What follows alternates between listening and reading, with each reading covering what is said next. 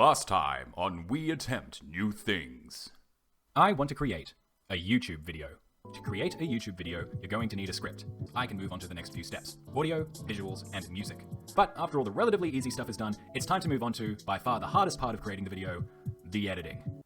And now, the rest of it. Odds are, if you've followed any creator for a long time and are interested in them talking about the behind-the-scenes process, you've heard them mention editing. Something I've certainly noticed is how they mention how they hire an editor, or sometimes multiple editors. So I knew that editing was going to be the longest stage of the video creation process. But surely it wouldn't be that bad, right? Right? Ugh. I'm getting ahead of myself. Before editing, I needed something very important: video editing software. As mentioned earlier, I was deciding between two choices: Filmora and DaVinci Resolve. First I tried Filmora, played around, and it's free, not free. If I want to render anything, I'll get a lovely Filmora watermark over everything. I'm doing this on a budget, that budget being as little as possible, so I'd rather not pay thank you very much. DaVinci Resolve it is then. The list where it was recommended said it was hard to learn, but hey, if I can't learn some video editing software, I'm really going to struggle with literally everything else I plan on learning. Very first thing to do is creating my intro card. Something nice and short, because no one likes long intros. A great way to learn how to do text effects and such. So, what's this fusion button thing? Where are the menus? Oh boy, this really is different from Windows Movie Maker from the early 2000s. Thankfully, a hero appeared in my YouTube searches when I needed him most. Casey Farris. What a man. What a smile. All joking aside, his tutorials on DaVinci are great, and if you're interested in learning, I'd recommend checking him out. Now, armed with the knowledge of the custom text title and how keyframes in DaVinci work, I still don't have my brain wrapped around Fusion just yet, but I'll get there, Casey. I was able to throw together the intro.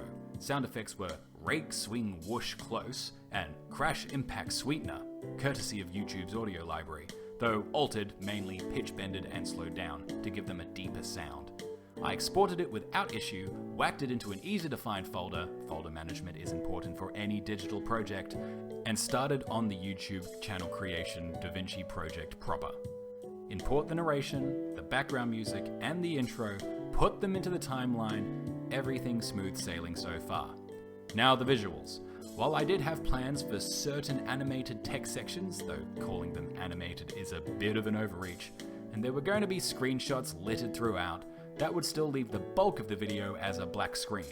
While lots of channels get around this downtime by filming themselves doing the talking, or having their representation on screen, I don't really have a representation yet, though I've been using this as my stand-in. Until the time that I do, though, I turn to good old royalty-free images and videos. A quick search can lead you to a variety of royalty-free resources, and the ones that I used were Pexels, Pixabay, and Unsplash. While I do find the watermarks charming when in other people's videos, I wasn't keen to have them on my own, so I avoided Getty Images, where you have to pay a pretty penny to remove them. Finding images is sometimes a bit harder than you think, and search criteria is used as a suggestion more than a requirement. Shrugging can get you either a sort of shrug, used in its loosest definition, or, and I quote, "a beautiful woman standing at an abandoned railway platform, with nary a shrug to be seen." All the while, iStock ads are showing off a glut of what are very clearly shrugging people, taunting you with their quality and diversity of options. But with some creative searching, you will mostly be able to find what you need. Now, with the resources known and the software prepared, it was time to edit. And as I alluded to before, I know why plenty of YouTubers hire editors. Now, you all have hopefully seen my last video, though that's probably wishful thinking, and it's safe to say the most complicated edit was the smart goal animation.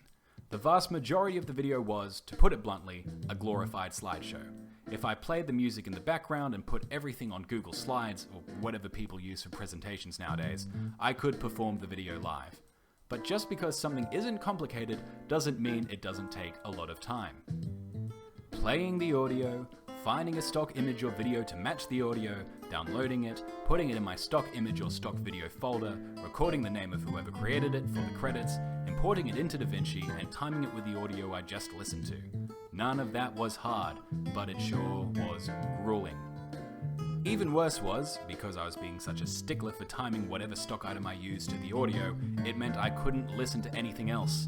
I'd zoom in close so I could see the exact moment the audio's waveform changed and make sure whatever image I'd chosen lined up as close as I could get it.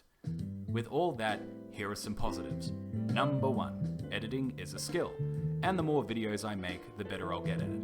Number 2, as the video went on, editing became easier.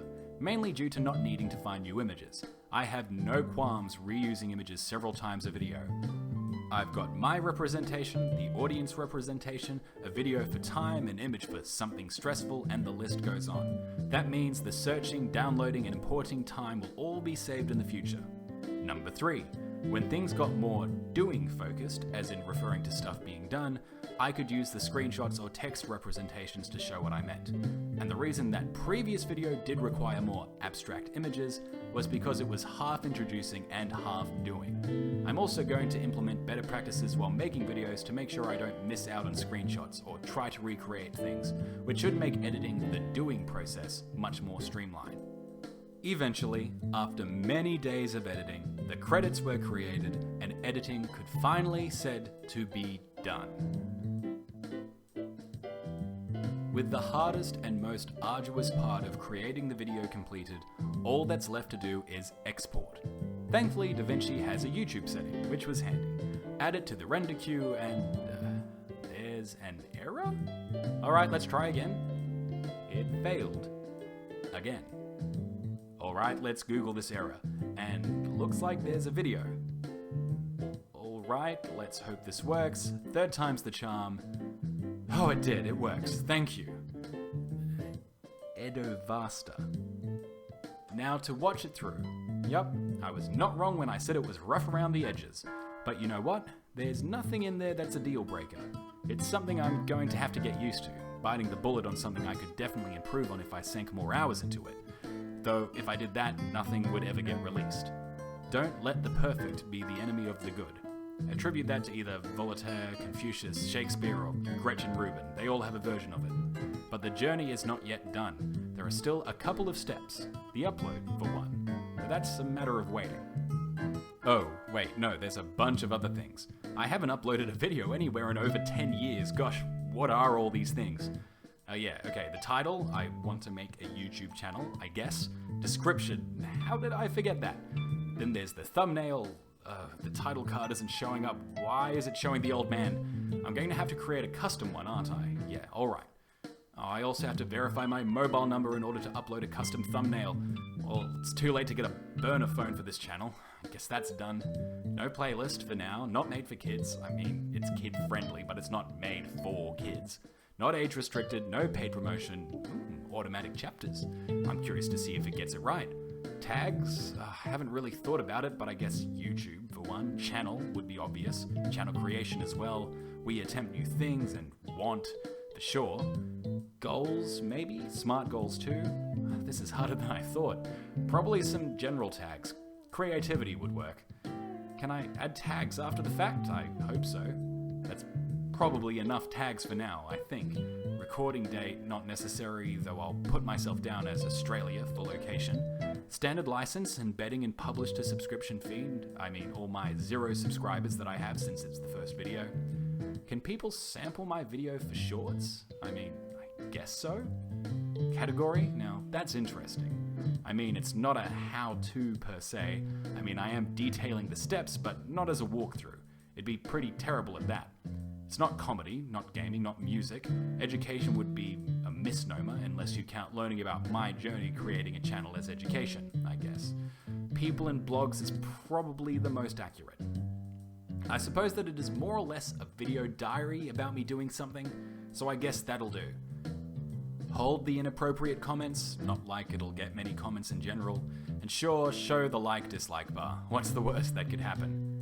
Well, YouTube says there are no issues with the video, whatever that means, so moving on. No video elements, so we'll skip over that.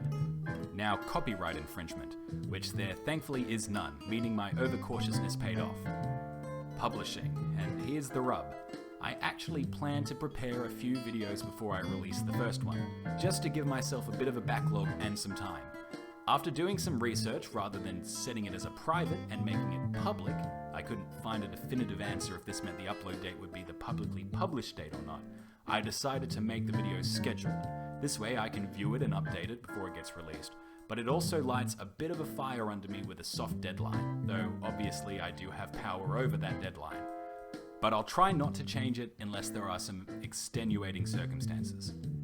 If you're watching this video, then it means that the video obviously released, but at a time of writing the script, literally as I'm uploading the video, the planned date and time is 8:30 AM GMT on the 7th of November, meaning future videos will be aimed to be uploaded Sunday mornings, and it means that this video should be uploaded on the 21st.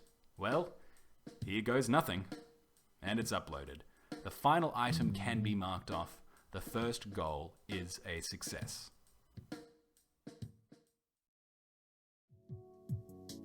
So, the first two videos are up. The first and easiest goal is complete. Now what? It feels odd. So many half-finished things. So many past regrets. But now there's this. A success. Sure, it's small, but it's something I've done, and I've put it out there. I'm proud of it. Though I'm sure in a few years I'll be referring to it as my terrible first video, as almost all YouTube content creators do. It feels strange. Well, enough introspection, it's time to look forward. There's more videos to do, and the next two are going to be the start of some long and difficult projects. I'm talking about things with multiple sub-goals, long time frames, and many more videos. But now is not the time to get intimidated, to back out, to revert to the man I was before. No, now is the time for action, for courage, for more accountability. With you, my dear audience, by my side, we shall attempt all the things, all the new things. If I can complete a goal, even one as small as creating a YouTube channel, I'm sure you can too. Tell me your goal in the comments down below, upload a video to share your progress, and subscribe to keep up with my own journey. Because remember, it's we attempt new things, not I attempt new things. Thank you all for watching, and I hope you have a fruitful day.